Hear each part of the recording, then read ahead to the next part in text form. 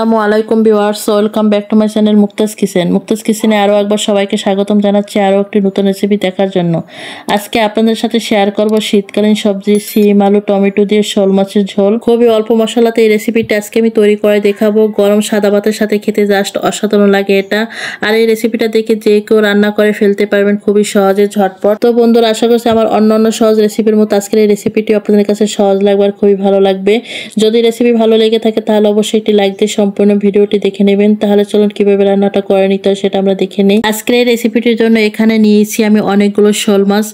আমি এখানে শোল মাছ দিয়ে আজকে রেসিপিটি রান্না করে নিচ্ছি। তবে আপনারা চাইলে কিন্তু এখানে যে কোনো বড় মাছ দিয়ে রেসিপিটি তৈরি করে নিতে পারবেন।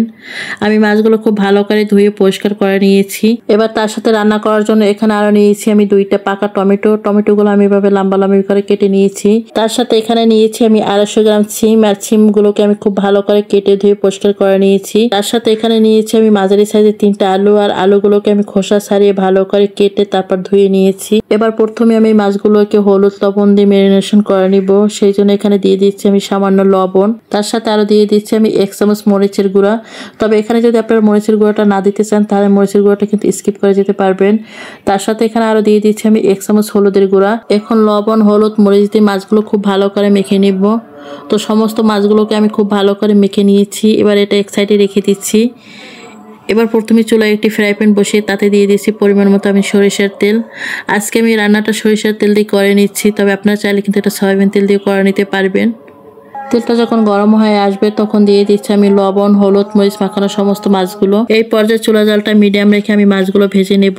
তবে আপনারা চাইলে কিন্তু মাছগুলো কড়া করে ভেজে নিতে পারবেন, আবার হালকা করে ভেজে নিতে পারবেন। তবে আমি আজকে মাছটা আমি হালকা করে ভেজে নেব। এই শোল মাছটা যদি হালকা করে ভেজে তারপর সিম আলু টমেটো দিয়ে রান্না করা হয় তাহলে কিন্তু খেতে বেশি ভালো লাগে। তো মাছগুলোকে আমি 2টা পাশে হালকা করে ভেজে নিয়েছি। এবার এই মাছগুলোকে তুলে নিচ্ছি। এবার আমি এই মাছগুলোকে রান্না করে নেব। সেই জন্য আরো একটি ফ্রাই প্যান চুলায় বসিয়ে দিয়েছি। চুলায় বসিয়ে দিয়ে দিচ্ছি আমি পরিমাণ মতো সরিষার তেল। তেলটা যখন গরম হয়ে আসবে তখন দিয়ে দিচ্ছি 1 কাপ কুচানো পেঁয়াজ। তবে পেঁয়াজটা আমি বেশি বাদামি করে ভেজে নিব না, পেঁয়াজটা হালকা নরম করে ভেজে নিব। এই তো পেঁয়াজটা আমি হালকা নরম করে ভেজে নিয়েছি। পেঁয়াজটা যখন ভাজা হয়ে যাবে তখন দিয়ে দিচ্ছি আমি 2 টেবিল চামচ আদা রসুন বাটা। আদা রসুনটা কিন্তু আমি একসঙ্গে বেটে দিয়েছি। এবার এখানে দিয়ে দিচ্ছি আমি 1 চামচ পরিমাণে জিরা বাটা। আমি আজকে এখানে জিরা বাটাটা ব্যবহার করেছি, আপনারা চাইলে কিন্তু এখানে গুঁড়োটাও ব্যবহার করতে পারবেন। তবে এই রেসিপিতে যদি আপনারা জিরাটা বেটে দেন তাহলে কিন্তু এটা খেতে বেশি ভালো লাগে। আদা রসুন আর জিরা বাটাটা আমি খুব ভালো করে তেলের উপরে ভেজে নিয়েছি। এবার এখানে আমি গুঁড়া মশলা অ্যাড করব।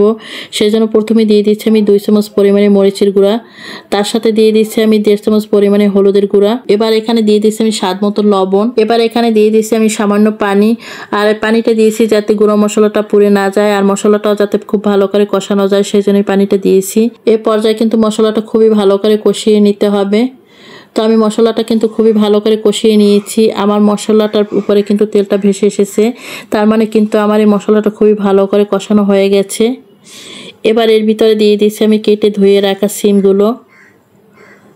তার সাথে আরো দিয়ে দিচ্ছি আমি কেটে ধুয়ে রাখা আলুগুলো। এবারে প্রথমে আমি সিম আর আলুটা মশলার সাথে খুবই ভালো করে মিশিয়ে নেব, তারপর খুবই ভালো করে কষিয়ে নেব। সিম আর আলুটা আমি মশলার সাথে খুবই ভালো করে মিশিয়ে নিয়েছি। এবার ঢাকনা দিয়ে ঢেকে কিছুক্ষণ আমি কষিয়ে নেব।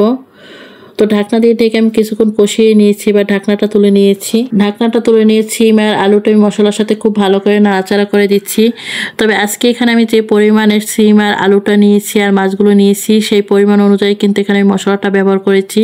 তবে আপনারা যে পরিমাণে তরকারি আর মাছটা নেবেন সেই পরিমাণে কিন্তু ঝাল আর অন্যান্য মশলাটা দিয়ে নেবেন। সিম আর আলুটা আমি মশলার সাথে খুব ভালো করে কষিয়ে নিয়েছি। এবার এখানে আমি পানি অ্যাড করব।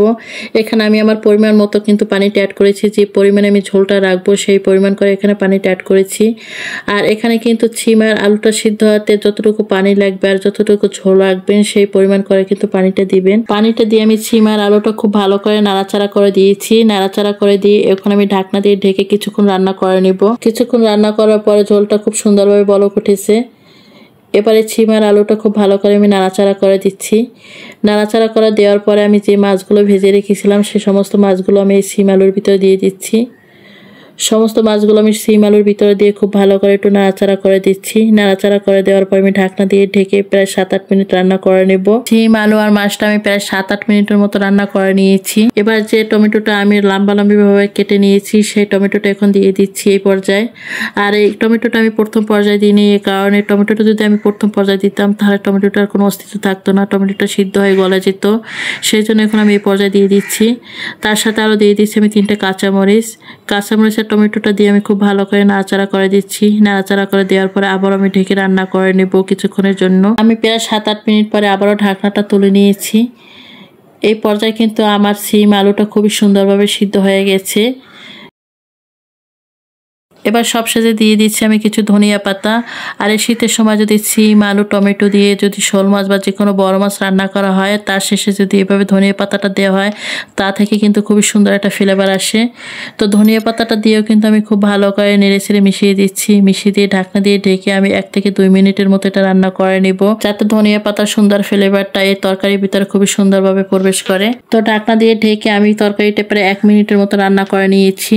রান্না করে নেওয়ার পরে এখন আবার সুন্দরভাবে আমি নাড়াচাড়া করে দিচ্ছি। আর এই পর্যায়ে কিন্তু আমার তরকারিটা খুবই সুন্দরভাবে রান্না করা হয়ে গেছে। এবার এটা আমি চুলা থেকে তুলে নিয়ে আমি আপনাদেরকে পরিবেশন করে দেখাচ্ছি। এই তো খুবই সুন্দরভাবে তৈরি হয়ে গেল শীতের সবজি দিয়ে আমার শোল মাছের ঝোল। সিম আলু টমেটো দিয়ে শোল মাছের এই ঝোলটা গরম গরম সাদা ভাতের সাথে খেতে কিন্তু খুবই দারুণ লাগে। তো বন্ধুরা, আমার আজকের এই মাছের রেসিপিটা আপনাদের কাছে কেমন লেগেছে সেটা অবশ্যই আমাকে কমেন্ট করে জানাবেন। আর আমার এই রেসিপিটি যদি কোনো অংশে আপনাদের কাছে এতটুকু ভালো লেগে থাকে তাহলে অবশ্যই লাইক শেয়ার করে দেবেন। তো বন্ধুরা, আজকে পর্যন্ত সবাই ভালো থাকবেন, সুস্থ থাকবেন, সবাই সবার জন্য দোয়া করবেন। আল্লাহ হাফেজ।